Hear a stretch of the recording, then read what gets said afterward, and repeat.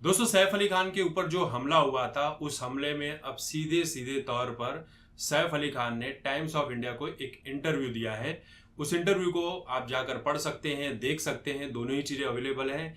लेकिन मैं आपको शॉर्ट में बता रहा हूं कि सैफ अली खान ने कहा क्या है। सैफ अली खान का ये कहना है कि करीना कपूर एक पार्टी में गई हुई थी, मुझे भी जाना था, लेकिन मुझे कुछ काम था जिसके चलते मैं नहीं गया और घर पर काम कर रहा था अपना। और करीना कपूर जो है वो पार्टी करके घर पर आ चुकी थी और आराम करने ऊपर चली गई और मैंने कहा मैं थोड़ी देर में आता हूँ। फिर मैं भी ऊपर गया और थोड़ी देर में नौकरानी दौड़ते हुए हमारे कमरे में आई और कही कि जहांगीर के कमरे में कोई है।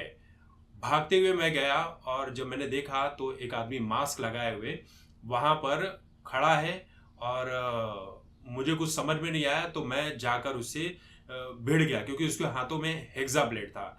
और जैसे ही मैं, अब ये देखो यहाँ पर बड़ा कंफ्यूजन है, ये बोल रहे हैं हेक्सा ब्लेड था और जो इनके पीठ में घुसा हुआ था वो किचन वाली सब्जी थी। तो आप यहीं से अंदाजा लगा लीजिए कि क्या स्टोरी बनाएगी। और सैफ अली खान कह रहे हैं कि हमारे साथ जो कुछ भी हुआ वो पूरा फिल्मी लग रहा था। तैमूर ने कहा कि पापा कहीं आप मर तो नहीं जाओगे। मैंने कहा नहीं, मैं मरूंगा नहीं। कैसे मरेंगे भाई जब सब कुछ फिल्मी है। तो उसके बाद कहानी सुन लीजिए कि ये कहते हैं कि मैं जाकर चोर से सीधा भिड़ गया और चोर ने लगातार मेरे पीठ पर हमले करना चालू कर दिया। थोड़ी देर बाद मैं जमीन पर गिरा, वो मेरे ऊपर हमले लगातार कर रहा था, मैं उससे बचने का प्रयास कर रहा था। फिर मुझे थोड़े टाइम के बाद लगा कि मेरा एक पैर मूव नहीं कर रहा है, मैं हिल नहीं पा रहा हूँ। लेकिन जैसे तैसे मैंने उसे नीचे गिराया और करीना ने बोला कि तुरंत बच्चों को घर से बाहर निकालो, बेडरूम से।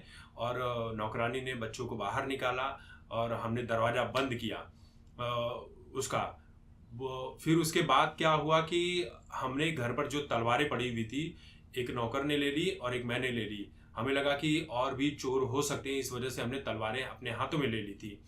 लेकिन उस चोर को भी नहीं पता था कि वो किसके घर में घुसा है, वो किस वजह से घुसा है। फिर वो वहां से किसी तरह से भाग निकला। उसके बाद हम नीचे आए तो करीना कपूर ऑटो के लिए पुकार रही थी। ऑटो किसी तरह से आता है, करीना मुझे ऑटो में बैठाती है और कहती है कि मैं अपने बहन के घर जा रही हूँ। अब आप सोचिए, दिमाग लगाइए कि दिमाग लगाइए कि एक पति जिसको इतने सारे चाकू लगे हुए हैं, वो अपने 6 साल के बच्चे को भेज देती है सैफ के साथ और खुद अपनी बहन के घर चली जाती। ये लॉजिक तो बिल्कुल भी समझ से परे है, बिल्कुल भी समझ से परे है।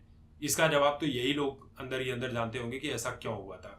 तो कहते हैं उसके बाद ऑटो वाला भी बड़ा समझदार था। ऑटो वाला सिचुएशन समझ चुका था कि ये सीधे साधे भले लोग हैं, इनके साथ कुछ गलत हुआ है। तो वो शॉर्टकट रास्ते से हमें लीलावती हॉस्पिटल लेकर गया।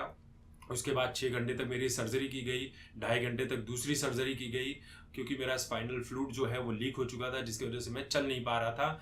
और उसके बाद तैमूर मुझे रास्ते में कहता है कि पापा क्या आप बच तो जाओगे ना, जिंदा रहोगे ना। मैंने कहा हाँ बिल्कुल बच जाऊंगा।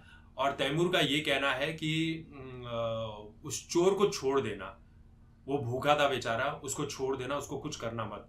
मैंने भी कहा हाँ उसकी मजबूरी रही होगी, छोड़ना तो मैं भी चाहता हूँ, लेकिन उसने मेरे ऊपर हमला किया था। जब ये मुझे याद आता है तब मुझे बड़ा गुस्सा आता है। और ये सब सारी कहानियाँ बता रहे हैं, आप जाकर पूरे अच्छे तरीके से पढ़ सकते हैं। अब इसमें कितना सच है कितना झूठ है ये तो यही लोग जानते होंगे, क्योंकि सारी कहानियाँ बड़ी गजब सी फिल्मी लग रही हैं। कि बता ही चुका हूँ पहले यार कि किसी पति को चोट लगेगी और वो पत्नी न जा साथ में जाकर अपने 6 साल के बच्चे को भेज दे। और खुद ही कह रहे हैं लोग कि हेक्सा ब्लेड था और पीठ में घुसा था।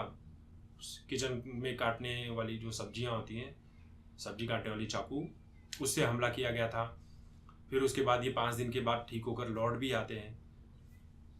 ऊपर वाला जाने क्या ही सच है।